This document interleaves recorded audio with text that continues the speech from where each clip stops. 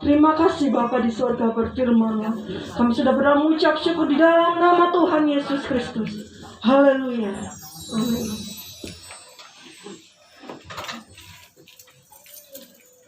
Haleluya. Haleluya. Puji Tuhan, Tuhan memberkati kita semua yang datang beribadah di rumah Tuhan.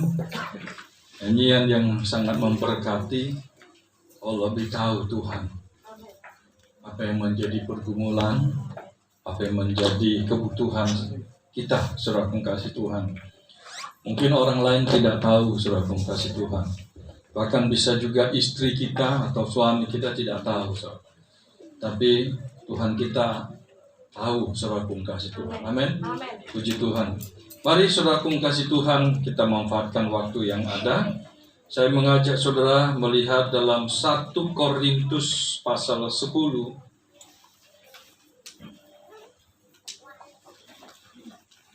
1 Korintus pasal 10.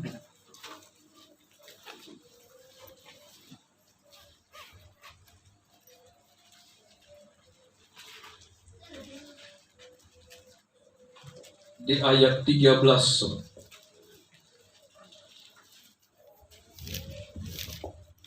1 Korintus pasal 10 ayat 13, kita sama-sama berdiri, kita baca firman Tuhan ini. Haleluya. Ya. 1 Korintus pasal 10 ayat 13, kita baca. Di dalam nama Tuhan Yesus Kristus. 2, 3. Pencobaan-pencobaan yang kamu alami ialah pencobaan-pencobaan biasa yang tidak melebihi kekuatan manusia. Sebab Allah setia, dan karena itu Dia tidak akan membiarkan kamu dicobai melampaui kekuatanmu. Pada waktu kamu dicobai, Dia akan memberikan kepadamu jalan keluar sehingga kamu dapat menanggungnya. Amin. Puji Tuhan, puji Tuhan. Tuhan memberkati kita, ya. Tolong dimatikan. Nah, saudara yang dikasihi Tuhan Yesus Kristus, kita lihat di sini firman Tuhan yang disampaikan Allah melalui Rasul Paulus kepada jemaat yang ada di Korintus. Dia katakan begini, pencobaan yang kamu alami, pencobaan bukan satu, tapi banyak. Pencobaan yang kamu alami ialah pencobaan biasa. Ialah pencobaan biasa. Ini poin pertama. Selagi kita di dalam dunia, selagi kita masih hidup, maka saudaraku kasih Tuhan, kita tidak akan pernah luput yang namanya dengan pencobaan dan ujian. Bahkan bukan tunggal sifatnya, tapi jamak, banyak. Pencobaan yang kamu alami ialah pencobaan biasa. Hanya ada satu pribadi manusia yang mengalami pencobaan yang luar biasa, yaitu Yesus. Saya katakan manusia, karena Yesus 100% manusia dan 100% Allah. Amin, saudara. Dui natur Yesus. Karena Yesus bisa berjalan di atas air, itu keilahiannya, tapi Yesus juga bisa lapar. Yesus juga bisa sedih melihat penderitaan orang. dia juga bisa merasakan belas kasihan. Amin.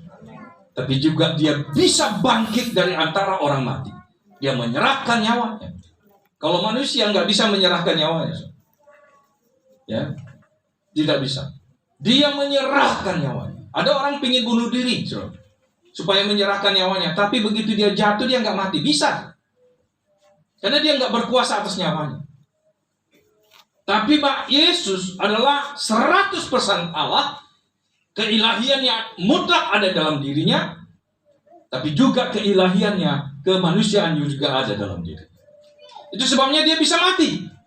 Menyerahkan nyawanya. Tapi dia juga bisa mengambil nyawanya kembali dan bangkit pada hari yang ketiga. Amin, saudaraku. Dan saudaraku, saya katakan pencobaan yang kita alami dikatakan pencobaan biasa. Hanya Yesus yang alami pencobaan luar biasa. Itu sebabnya kita baca di dalam Alkitab. Waktu Yesus berdoa di Getsemani, salah satu Injil mengatakan, maka datanglah malaikat dan memberikan dia kekuatan. Kekuatan. 1 kali 24 jam dalam pelayanan Yesus selama 3,5 tahun. Orang mencari-cari kesalahan. Padahal dia selalu menolong orang. Selalu berbuat baik. Memberikan kesembuhan. Memberikan makan roti. Yang dari dia katakan hanya 12 bakul. 12 hanya 5 roti dan 2 ikan.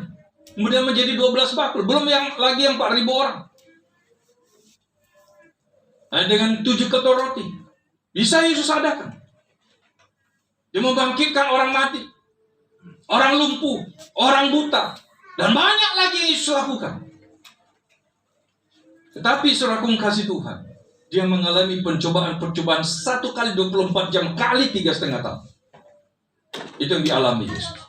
Dia juga mengalami penolakan dari keluarganya. Saudara-saudaranya. Jadi kalau saudara mengalami penolakan dari saudara-saudara, karena imanmu kepada Kristus, Yesus juga alami. Amin. Amin, saudara. Jadi pencobaan kita adalah pencobaan biasa yang tidak melebihi kekuatan. Nah, ini yang kedua. Pencobaan kita itu yang kita alami tidak melebihi kekuatan kita sebagai manusia. Ya, dikatakan tidak melebihi kekuatan manusia. Sebab Allah setia. Karena itu ia tidak akan membiarkan kamu dicobai melampaui kekuatanmu. Jadi pencobaan itu bisa dikatakan saudaraku kasih Tuhan. Kalau kita rujuk kejadian di Ayub, saudaraku kasih Tuhan.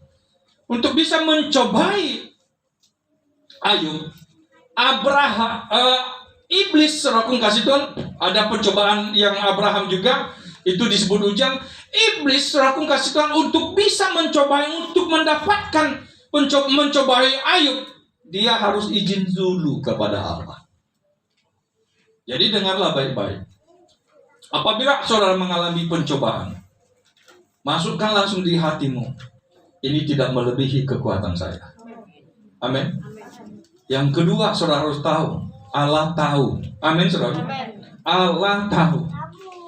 Dan hebatnya dia katakan, yang ketiga, dikatakan, pada waktu kamu dicobai, ia akan memberikan kepadamu jalan keluar. Nah, ini saudara, pegang baik-baik. Sehingga kamu dapat menanggungnya. Bukan lari dari persoalan, bukan lari. Tapi Tuhan katakan, pada waktu kamu dicobai, iya, Yesus akan memberikan kepadamu jalan keluar sehingga kamu dapat menanggungnya. Tidak lari dari persoalan. Jadi harus saudara ingat baik-baik bahwa satu poin pertama, pencobaan yang kita alami adalah pencobaan biasa dibanding apa yang dialami Yesus. Hanya Yesus mengalami pencobaan yang luar biasa. Yang kedua, pencobaan itu tidak melebihi kekuatan kita. Amin. Tidak melebihi, tidak melampaui kekuatan kita. Tidak akan melampaui kekuatan kita. Karena untuk bisa mencobai manusia, iblis harus minta izin kepada Bapa di sorga, yang kita panggil di dalam nama Yesus Kristus. Amin. Dan hebatnya, waktu diizinkan pencobaan itu kita alami, Tuhan berikan kita kekuatan untuk cakap menanggungnya. Haleluya. Haleluya. Karena itu dikatakan ayat 14. Saudara-saudaraku yang kekasih, jauhilah penyembahan. Kenapa langsung arahnya ke ayat 14? Jauhilah penyembahan berhala. Kenapa langsung dikaitkan ke penyembahan berhala? Karena kecenderungan manusia, apabila dia mendapatkan masalah dan menganggap itu besar, mereka lebih cenderung lari kepada kepada dukun, kepada kuasa kegelapan, kepada manusia untuk mencari pertolongan. Tidak mencari Tuhan. Nah, saudara, kalau kita pelajari konteks daripada pasal 10 ini saudaraku dikatakan lembaga Alkitab memberikan temanya Israel sebagai suatu peringatan. Jadi kalau kita bicara ayat 13-14 itu masih terkait ayat 1 sampai dengan ayat 12. Dan kita lihat di situ saudaraku, kalau kita perhatikan, mulai aja kita baca ayat 6. Semuanya ini telah terjadi sebagai contoh bagi kita untuk memperingatkan kita supaya jangan kita menginginkan hal-hal yang jahat seperti yang telah mereka perbuat. Supaya jangan kita menjadi penyembah-penyembah berhala, sama seperti beberapa orang dari mereka, seperti ada tertulis, maka duduklah bangsa itu untuk makan dan minum, kemudian bangunlah mereka dan bersukaria. Janganlah kita melakukan percabulan. Ini tadi yang khususnya di ayat 14. Dengan melakukan percabulan seperti yang dilakukan oleh beberapa orang dari mereka, sehingga pada satu hari telah tewas 25.000 orang. Dan janganlah kita mencobai Tuhan seperti yang dilakukan mereka oleh beberapa dari mereka, sehingga mereka mati di pagut ular. Kita tahu ini pembicaraan semuanya ada di bilangan yang sedang kita baca.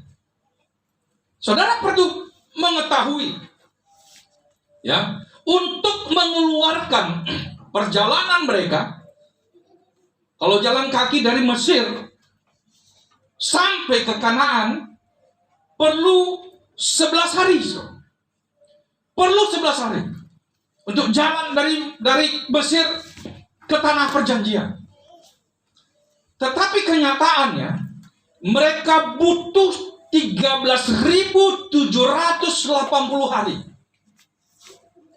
Butuh 13.780 hari atau 38 tahun. Sebab waktu di Sinai, mereka berangkat dari Sinai, mereka ternyata stay di Sinai itu lebih kurang 2 tahun. Baru dari Sinai itulah ada satu kejadian surakum kasih Tuhan. Mereka membuat anak lembu emas. Dan hanya Tuhan, saking ngamuknya Tuhan, marahnya Tuhan, dia katakan hanya 2 orang, khususnya waktu pengutusan di Hesibon itu, ya, waktu Musa mengutus 12 orang di dalam bilangan. Apa yang terjadi, saudara? Kita sudah baca 12 pengintai yang diutus, 2 memberikan laporan yang penuh dengan iman. Tapi 10 memberikan laporan yang membuat iman mereka meragukan janji Tuhan dan firman Tuhan. Mereka berkata, kami akan mati di sini. Tetapi saudaraku kasih Tuhan, sebenarnya kalau mereka kompak maju mengikuti nasihat Yosua dan Kaleb, dalam sekejap mereka sudah menginjakkan kaki di Kanaan. Ya, dalam sekejap. Mereka hanya stay sementara di Gunung Sinai. Dan kemudian mereka mendapat firman Tuhan. Dengan firman Tuhan itu mereka tinggal berjalan beberapa hari saja. Mereka sudah sampai di Kanaan. Tetapi saudaraku kasih Tuhan, karena mereka tidak percaya dan menyembah berhala, saudaraku kasih Tuhan. Waktu diutus pengintai mereka tidak percaya, mereka takut. Takut saudaraku dengan pencobaan yang belum mereka alami. Baru melihat. Apa yang terjadi? Akhirnya Tuhan berikhtiar. Mereka tidak boleh masuk ke tanah Kanaan. Tidak boleh masuk ke Kanaan. Karena itu kalau kita baca di bilangan, saudara kasih Tuhan, memang bilang ini paling jarang orang kutip. Paling jarang dikotbahkan. Sensus pertama itu 603.550 tentara. Ada lebih kurang 2 juta semua. Tapi waktu sensus pertama, bilangan pasal 1 itu 603.550 tentara yang siap berperang. Tetapi pada sensus yang kedua, 38 tahun kemudian, 38 tahun kemudian, dalam bilangan 26, dalam minggu ini akan kita baca, maka ada 601.730 orang tentara. Ada kurangnya adalah 1.820 tentara. Tapi selisihnya ini nggak banyak. Artinya, saudaraku kasih Tuhan, Allah membuang generasi awal dan membangun generasi baru. Dan yang hebat, saudara, kalau kita baca kemarin, bilangan 20 dan bilangan 21, 2 pasal saja. Bilangan 20 dan bilangan 21. Disitulah masa 38 tahun. Hanya 2 pasal. Hanya 2 pasal. Bilangan 20 dan bilangan 21, 2 pasal itu. Disitulah kejadian 38 tahun. Saya katakan tadi, berdasarkan data, seharusnya cukup 11 hari bangsa Israel keluar dari Mesir untuk jalan kaki dan sampai ke Kanaan. Tapi ternyata perlu 13.780 hari untuk Tuhan membawa mereka. Artinya apa? Dalam pasal bilangan 20 sampai 21, Allah sangat berlambat-lambat jalan. Kita tahu kan? Kalau tiang awan itu jalan, bergerak, baru mereka bergerak. Atau tiang api itu bergerak. Jadi Tuhan sangat lambat bergerak. Supaya apa? Supaya generasi pertama mati. Kalau kita tidak bersama dengan Tuhan, kita bergerak lambat dalam hidup ini.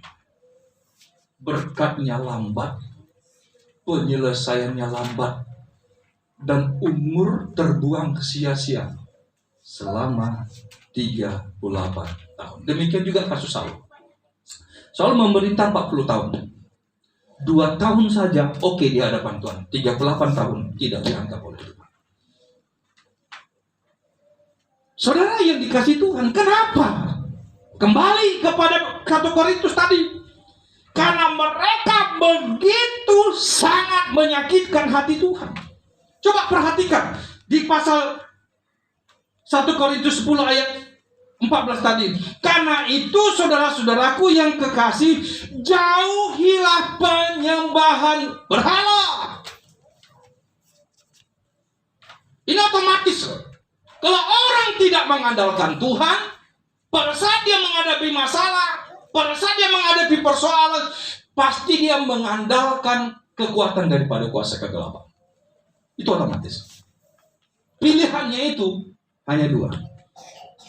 Kalau kita lihat pasal 4 ayat 14 ini, kalau kita lihat ke bilangan, apa sebenarnya, di mana kejadian itu? Coba kita lihat bilangan pasal yang kita baca kemarin, yang Biliam itu. Tapi kita kemarin baca pasal 23-24 ya. Nah, coba kalau saudara lihat Bilangan pasal 25, ini besok kita baca. Bilangan pasal 25. Kita tahu Bilangan pasal 24, 23, 24, ya 22, 23, 24. Di mana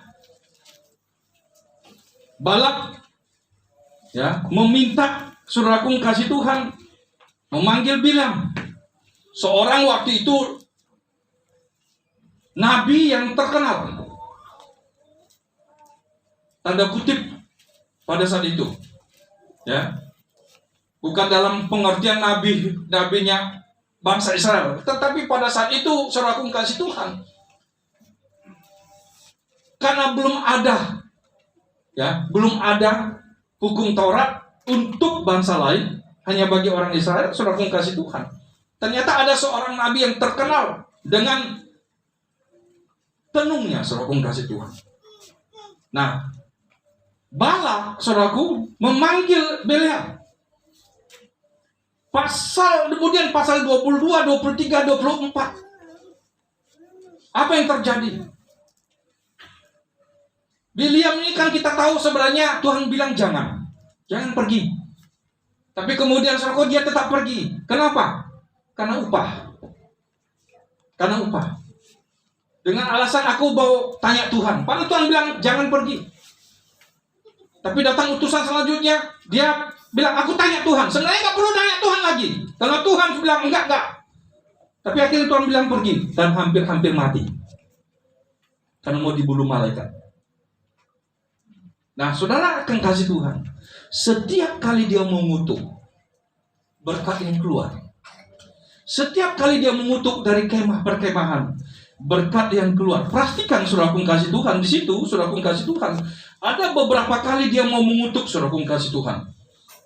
Pertama kalau kita lihat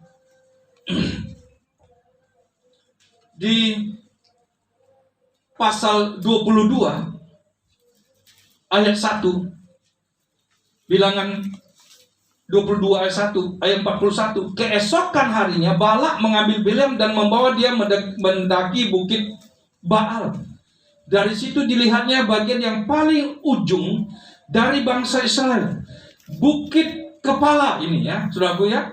Ini bukit kepala, bisa dibilang bukit paling ujung. Dan kalau terjemahan lain dia dapat melihat seluruh perkemahan itu. Dan dia mau kutuk, tapi berkat yang keluar. Ingat baik-baik. Bangsa Israel apabila berkemah, maka yang kemah pertemuan itu di tengah. Kemah. Yang paling timur Yehuda. Ya, kemah. Berarti kalau kemah ini Yehuda, ini ruang suci, ruang maha suci. Ruang suci. Ini ruang suci, ini ruang maha suci. Ruang maha suci di ini Yehuda, kemahnya. Ini ruang maha suci, ini ruang suci. Jadi pintu hanya bisa dari sini. Yehuda di sini.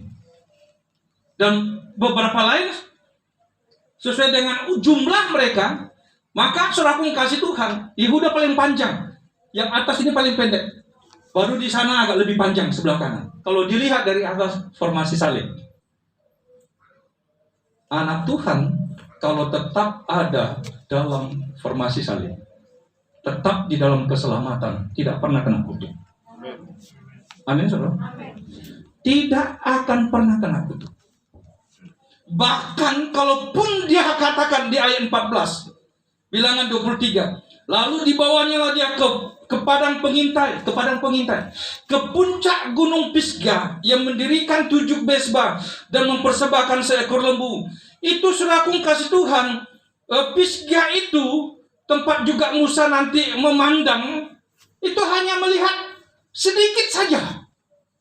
Dia katakan ayat 13, lalu Balak berkata kepada baiklah, pergi bersama-sama dengan aku ke tempat lain.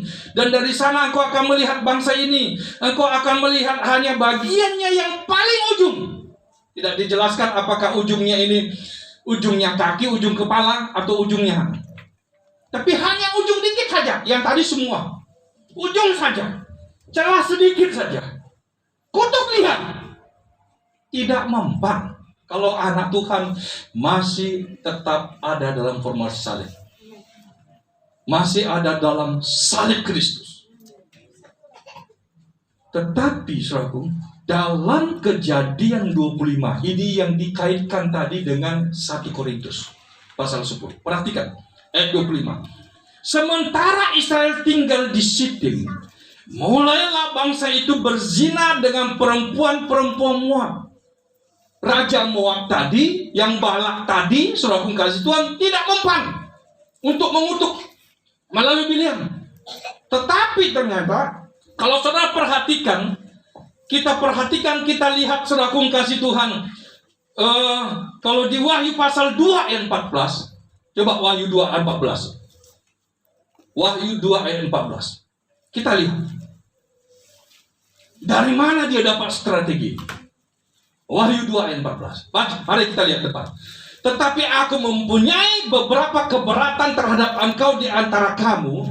Ada beberapa orang yang menganut ajaran Bileam. Apa itu?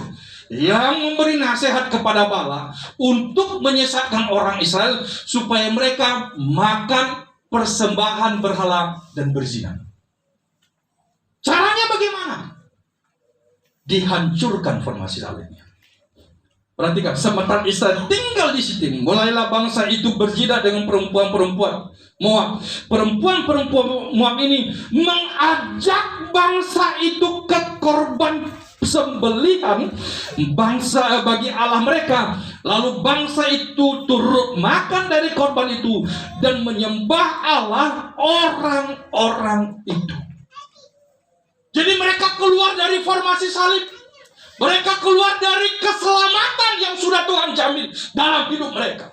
Mereka keluar dari situ. Mereka keluar dari perkemahan. Mereka meninggalkan Allahnya dan keluar.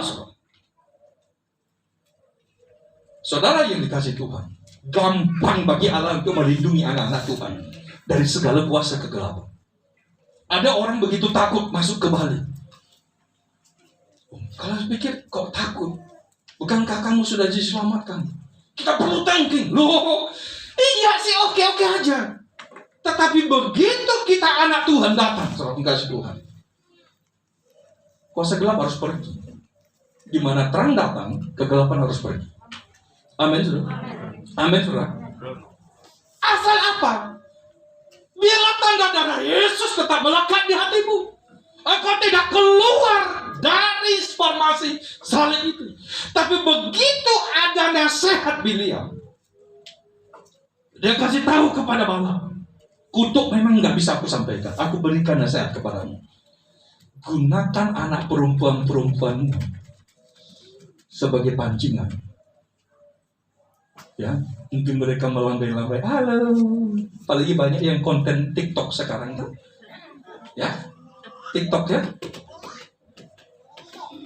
pakaiannya sih rapi, pakaiannya sih bagus, tapi goyangannya ini bahaya.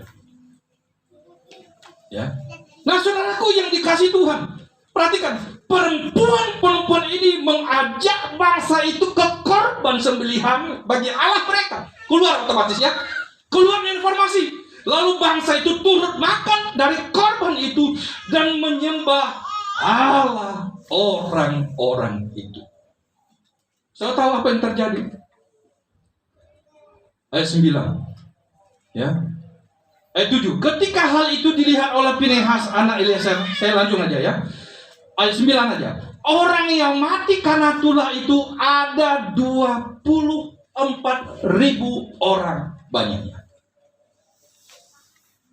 24.000 orang mati karena tulah.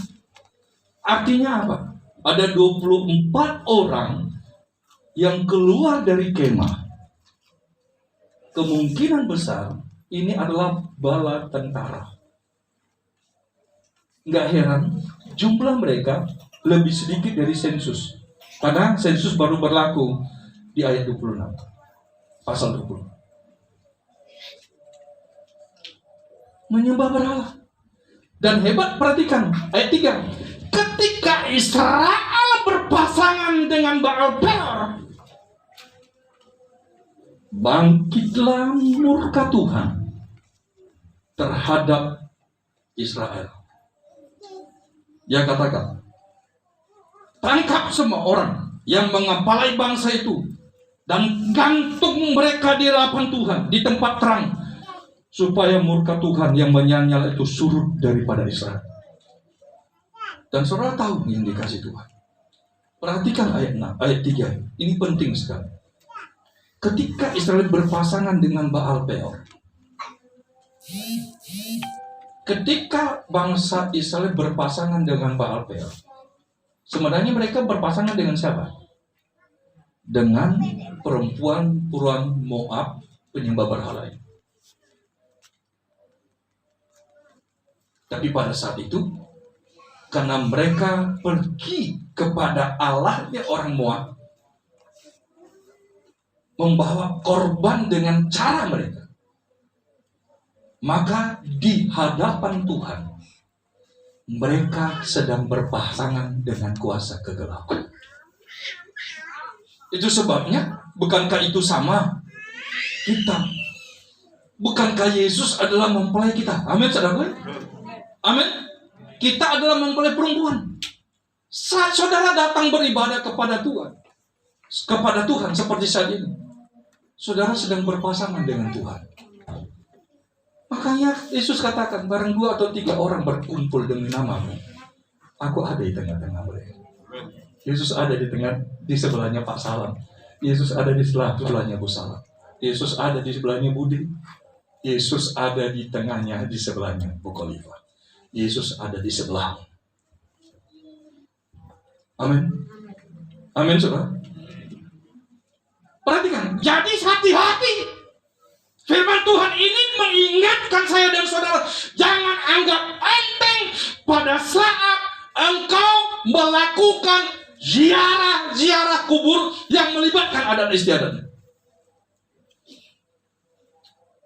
Boleh nggak kita berziarah? Boleh. Boleh. Tapi jangan sampai saudara seolah-olah membawa makanan. Mbah, iki rokoknya mbah. Mbah, itu duriannya mbah. Mbahnya bilang dari kubur, aku darah tinggi sampai masuknya, aku udah mati, mau mati 2 kali. Itu penyembahan berhala. Amin. Pada saat engkau melakukan itu, ada sosok kuasa kegelapan yang ada di sebelahmu sebagai pengantin. Sebagai pasangan. Engkau sudah keluar dari formasi salib. Engkau keluar dari formasi. Kalau itu sudah jadi, gampang bagi bagi kuasa kegelapan untuk melepaskan kutuknya kepada engkau. Tapi kalau engkau ada dalam formasi salib, engkau tetap ada dalam kesetiaan mencari Tuhan. Engkau tetap mencari wajahnya. Engkau tetap berdoa. Engkau tetap memuji Dia. Tidak meninggalkan Dia. Bukan dengar baik-baik. Tidak ada satu kutuk pun sehebat apapun yang mampu memberikan saya dan saudara kegagalan. Di awal pelayanan kami, waktu sesudah 3 bulan kami merintis tahun 99, kami tidak tahu. Waktu saya tidur, tiba-tiba di plafon itu meledak. Saya bangun. Waktu saya bangun, tiba-tiba roh saya langsung bangkit, saudaraku, dan saya langsung berbahasa roh. Saya nggak tahu, tapi yang saya tahu ada kuasa kegelapan itu aja. Saya berperang dalam bahasa roh, saya berdoa dalam. Istri ibu gembala bangun, ada apa Pak? Nggak apa-apa, tidur aja. Tapi saya tahu ini ada sesuatu yang nggak benar. Saya istirahat lagi, ya. Hari kedua, gitu lagi. Itu 3 hari kota Allah berdoa. Saya berdoa dalam nangis, super pasal. Akhirnya kami tahu dari Ibu Turiati bertanya. Dia bilang itu santet kok. Hah? Santet? Ternyata orang yang kami tempati dulu, yang rumahnya kami kontrak, dia yang kirim. Termasuk ada orang di sini yang nggak sana, dia yang kirim. Khususnya yang kami kontrak. Karena 1 bulan kemudian dia datang ke tetangga depan. Dia bilang gini, Bu, hati-hati loh. Pendeta itu diam-diam dia sakti. Loh, dari mana dia tahu? Dari mana dia tahu kami sakti? Ya udah, pengakuan. Orang yang diomongin masih hidup sampai sekarang. Kalau tak ajak ngomong, tadi dia cari di depan pastor itu. Orang dia yang tipu saya. Akhirnya dia mati duluan.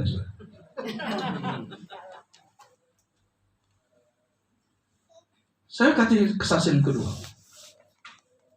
Kalau anak Tuhan keluar dari formasi salib, maka dia adalah pengawasan kutuk. Tapi kalau ada orang datang kepada Tuhan, dia masuk ke formasi salib, maka dia akan dalam perlindungan Tuhan. Saya kasih contoh. Ada yang namanya Bu Agung. Waktu kami ada doa, soal kasih Tuhan.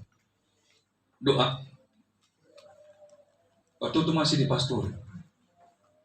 Tiba-tiba waktu doa hari Jumat itu, Bu Samuel datang. Om, minta bantu doa. Orang ini datang, kami lagi doa, tiba-tiba datang orang. Dengan atribut cara berpakaiannya yang pakai kepalanya. Loh, kami kaget. Tapi kami tetap menyembah hadirat Tuhan. Amin. Amin, selesai.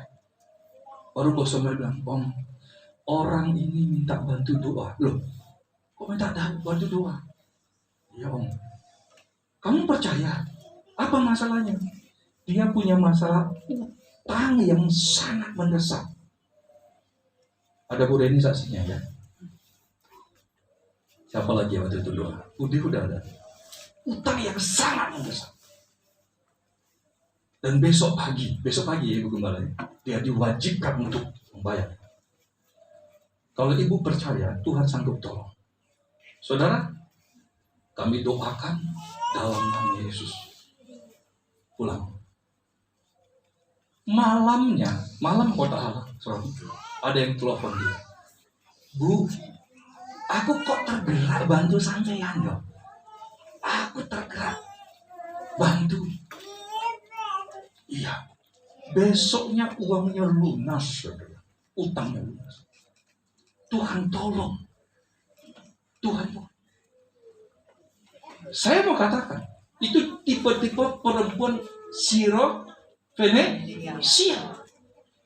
Jangan kita keluar, kita yang sudah stay di dalam, ya kita yang sudah aman di dalam, kita keluar. Sementara ada orang lain yang masuk, ada dalam perlindungan. Karena itu firman Tuhan katakan, saudaraku kasih Tuhan, dalam Korintus tadi, bahwa pencobaan yang kita alami adalah pencobaan biasa. Amin. Tidak akan melebihi kekuatanmu.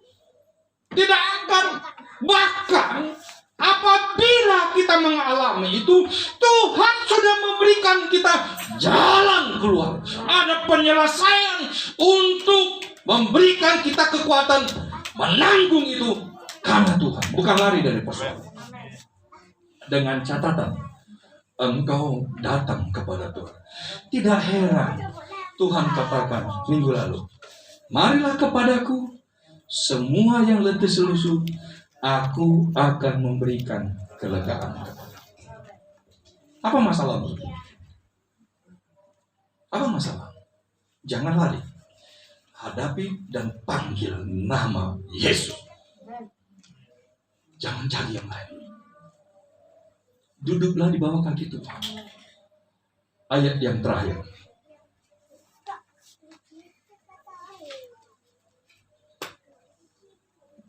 Keluaran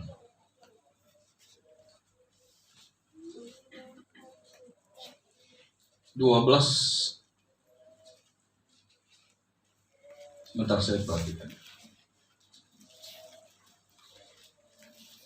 Allah akan berperang bagi kita itu di mana?